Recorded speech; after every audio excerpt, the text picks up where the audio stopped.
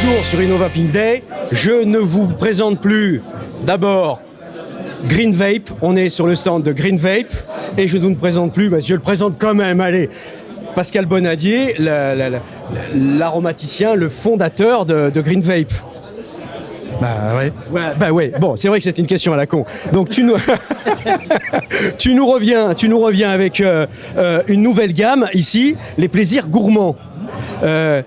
Gamme qui va nous rappeler nos chers bonbons et souvenirs d'enfance. C'est ça le concept?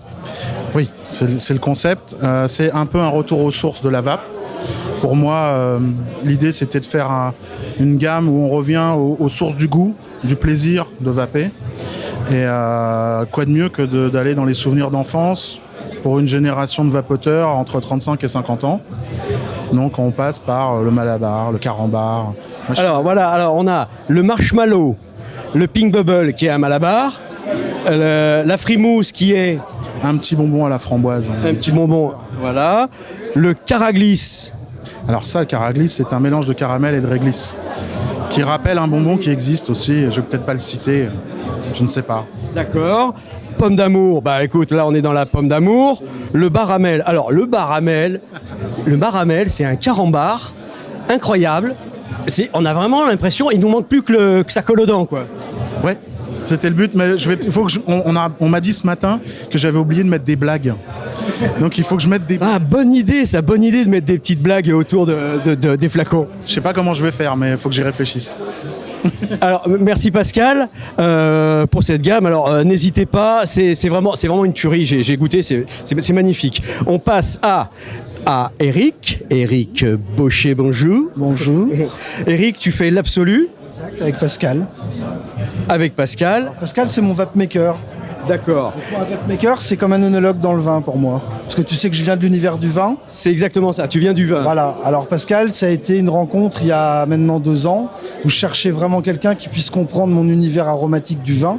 Et je voulais amener en fait dans les saveurs tabac, puisque l'absolu, comme tu le sais, parce que tu vapes dessus tous les jours sur un Caravella. Ah ouais, alors la grande bourgeoisie là, de la vape, on a tous notre Caravella, on va se faire lyncher par le... Et en fait, c'était de partir. Alors, on a fait un long travail de recherche et développement. Et puis un jour, j'ai rencontré Pascal et je lui ai dit voilà, le projet L'Absolu, c'est de faire de l'Absolu des tabacs très haut de gamme.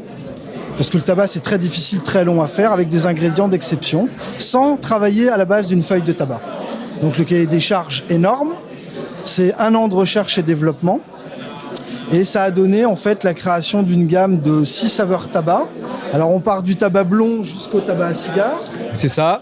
Le Dédé d'Urban qui est le petit cigarillo type café crème. Et après on passe sur le Lord Cavendish qui est un tabac à cigare cubain doux, très, très, très abordable pour tout le monde. Après on a voulu compléter la gamme avec la menthol parce qu'on a des fumeurs de menthol et il faut aussi les attirer vers ça.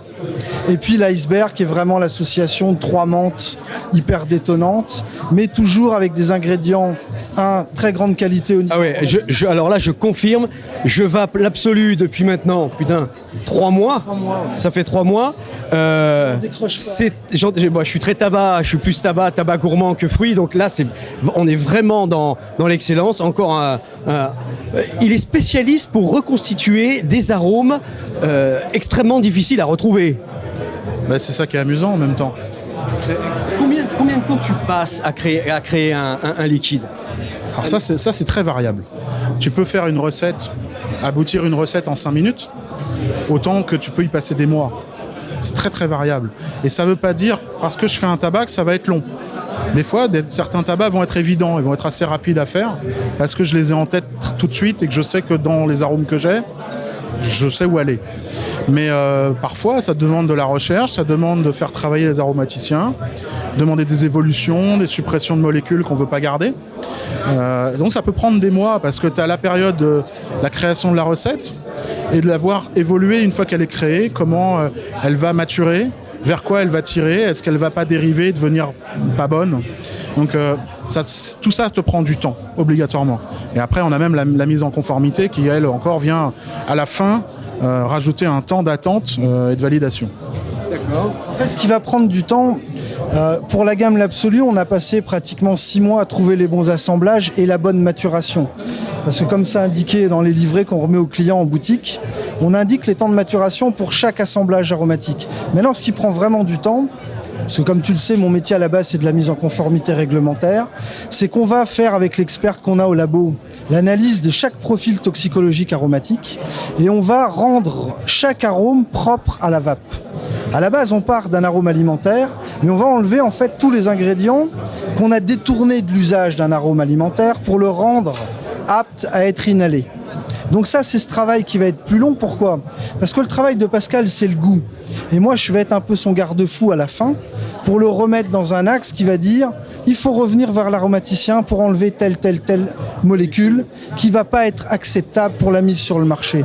Et en fait, les gens, ce qu'ils ignorent, c'est qu'on peut aller très vite à faire une recette, mais ça peut prendre des fois 6 mois parce que l'aromaticien il va devoir recomposer toute la base aromatique. Et oui, parce qu'il va te dire attends, si tu m'enlèves ça, du coup, ça pue le goût. Là, comment je fais avec mon truc ? Et alors Pascal, lui, va regoûter. Et c'est là où il est obligé de refaire les ajustements. Donc pour un ordre d'idée, pour sortir ça, on a peut-être jeté 250 formules à la poubelle. Alors on a un coût de production qui est beaucoup plus élevé. On a été jusqu'au bout du bout parce que tu as remarqué. Et puis l'habillage et puis le verre. Alors, ça, c'est un flacon qui est fait en Hollande, qui est biophotonique.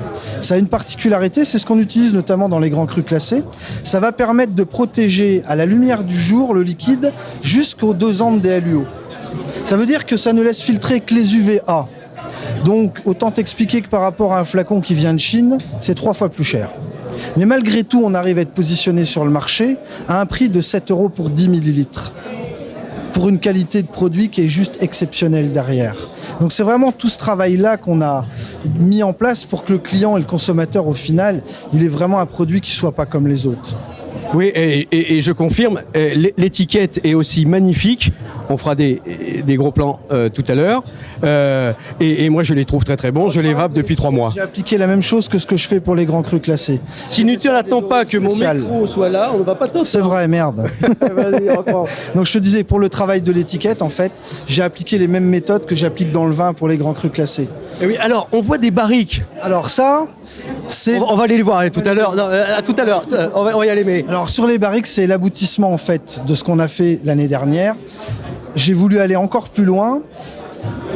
Vieillir en barrique. Voilà, monter d'un cran, mais avec un vrai travail à la base avec mes œnologues sur la propriété et surtout mes tonneliers. Alors on a fait faire des barriques spéciales avec un chêne spécial, c'est 1 an de séchage.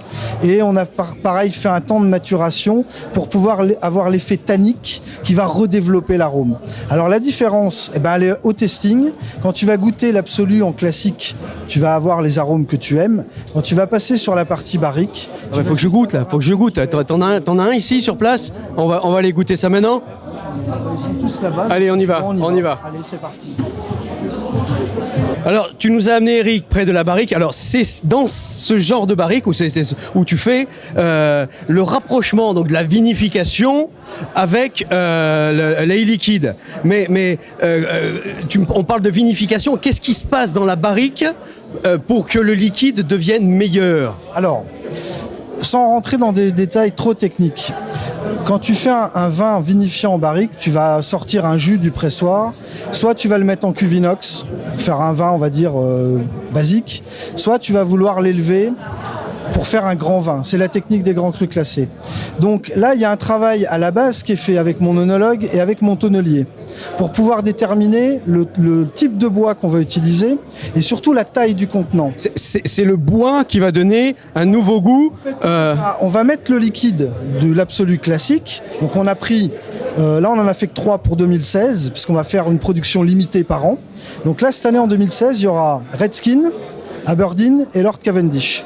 Donc le travail qu'on fait en amont, que je fais avec mes tonneliers, avec mon œnologue, c'est de définir le meilleur contenant. Donc on fait des petits contenants de 20 litres et on va choisir sur les parcs à bois les meilleurs mérins pour avoir des bois de séchage avec des fibres très fines.